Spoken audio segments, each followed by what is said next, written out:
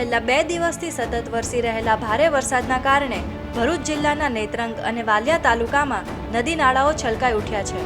અવિરત વરસાદના પગલે નેત્રંગનો પ્રસિદ્ધ ધાણીખૂટ ધોધ રૌદ્ર સ્વરૂપે ધસમસતો જોવા મળ્યો હતો, જ્યારે વાલિયા તાલુકાના સોડ ગામ નજીકથી પસાર થતી ટોકરી ખાડીમાં ઘોડાપૂરના પગલે 3 ફળિયામાં ફસાયેલા 150થી વધુ લોકોનું રેસ્ક્યુ ઓપરેશન હાથ ધરવામાં આવ્યું હતું. વાલિયા પોલીસ મથકના પીઆઈ આર.ડી. ચૌધરી સહિત સ્ટાફ અને સ્થાનિક લોકોએ પૂરગ્રસ્તોને ખભા ઉપર બેસાડીને સહી સલામત રીતે બહાર કાઢ્યા હતા, જ્યારે લુણા ગામ પાસે કીમ નદીના પાણી ખેતરો અને મુખ્ય માર્ગ ઉપર ફરી વળતા લોકોને હાલાકી વેઠવાનો વારો આવ્યો હતો. ભરૂચ જિલ્લામાં હજુ પણ વરસાદી માહોલ યથાવત રહેવાની શક્યતા છે.